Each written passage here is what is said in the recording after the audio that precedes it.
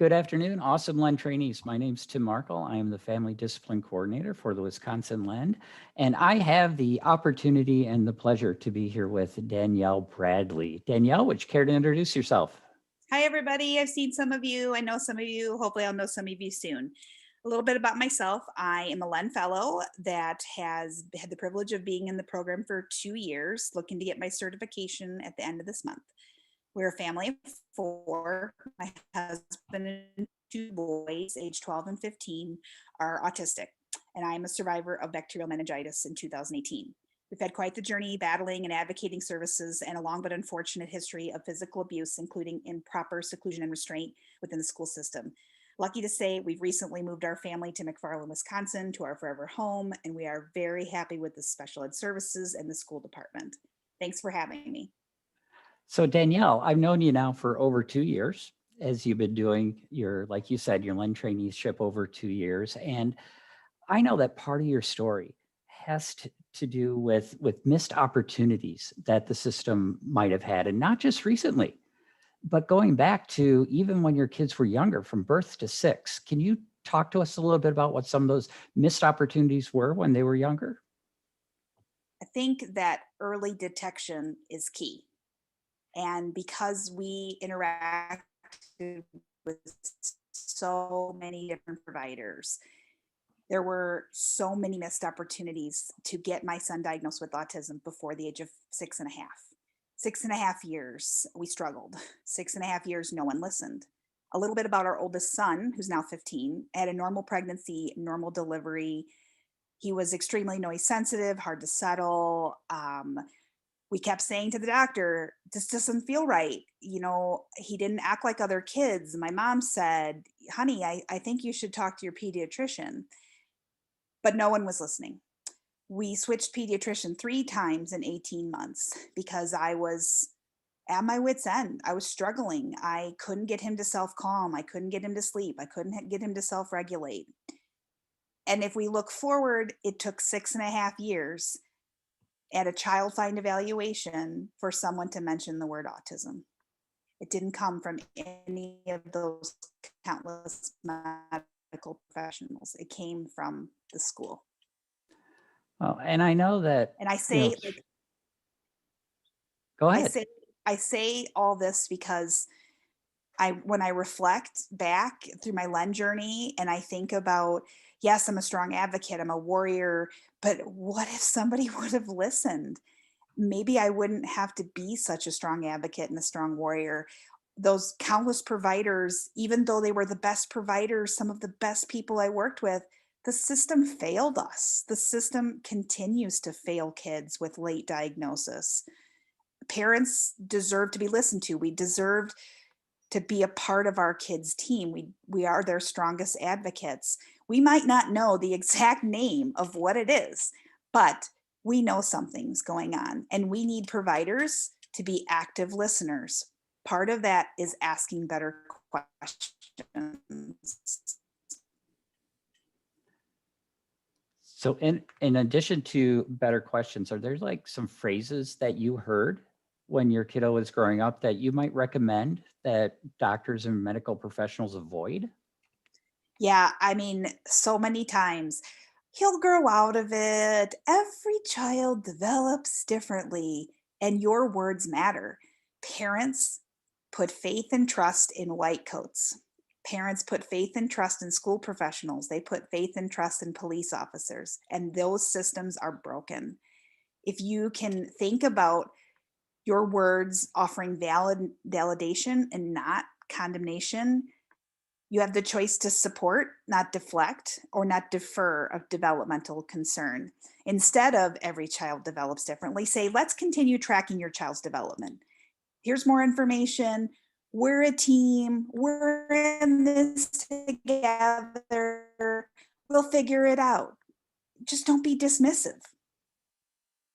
And when you're presented with an option of support and or therapy, do not present it in a way that's do or die. If you don't do this, your child will never XYZ. Huh. So, I mean, early intervention, You know, if we talk about some of those moments where the do or die scenario, there were so many of them. Missed opportunities and do or die. Do this or your child will never. Our son was an early talker, but he regressed pretty quickly. The pediatrician didn't think it was worth the intervention, so I advocated. I called Birth to Three on my own. Birth to Three, he received services for less than 6 months because as soon as he was working with a speech therapist, all those words came back. It was like word aphasia or ecophilia, or I can't think of the exact word, where they talk and talk and talk and talk, and they say all these really, really fancy words. He also, because he graduated early from Birth to Three, we never connected with early childhood. Again, no one from Birth to Three mentioned autism because they were there only as a speech therapist, because that was the concern the parents said. Owen started exhibiting aggressive behaviors when he was 3, and the pediatrician sent us to a mental health provider. He was ripping up books. He was smearing feces on the wall. He was doing self-harm. He was being harmful to me. He would run and headbutt me. I was pregnant with my second at the time. And what we got out of that was ODD and conduct disorder for a 3-year-old.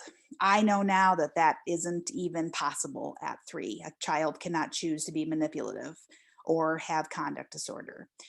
Never was the word autism ever mentioned. At that time, we had our second child, unbeknownst to me, and dealing with the navigating of Owen's, or my oldest son, that my younger child was also autistic. Think about navigating a system that's already failing you and your family, than to have another child with complex needs.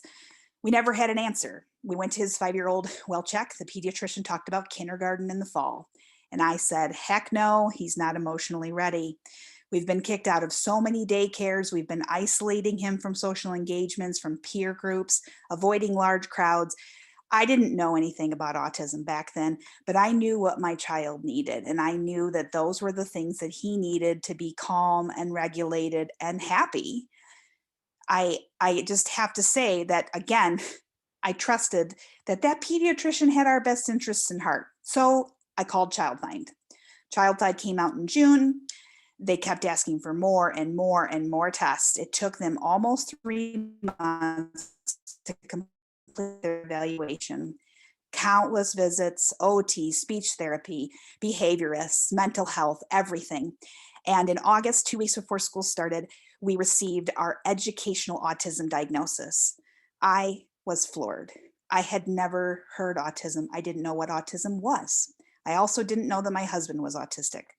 So our educational diagnosis journey at about 5.5 led us to evaluations and diagnosis at Weisman Center.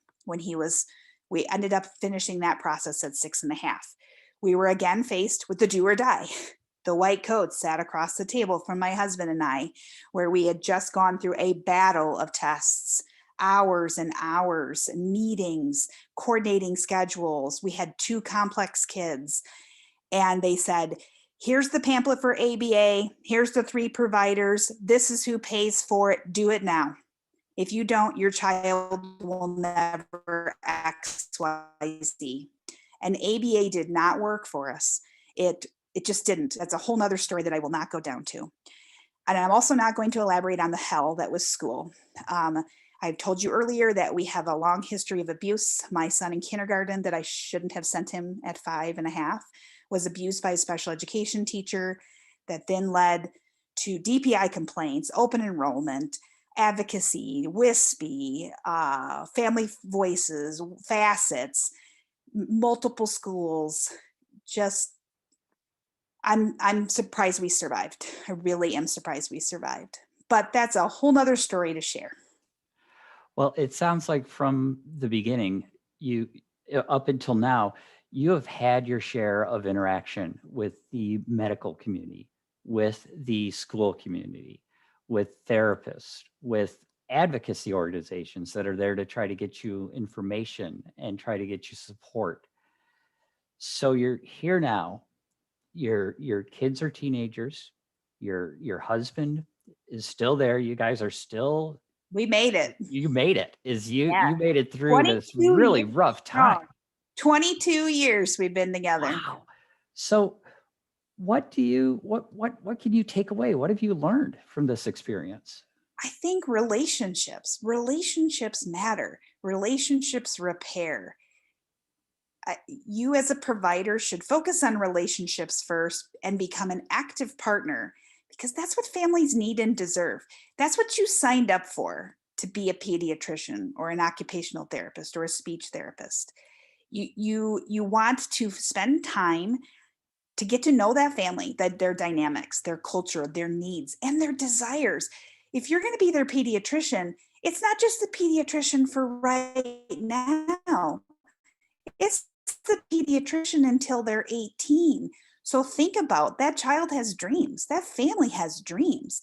When you're do or die and you're fear mongering, how does you think that family who's barely keeping it together, or maybe almost lost their home like we did because of the abuse in the school system and needing to be present in school every day and not being able to work?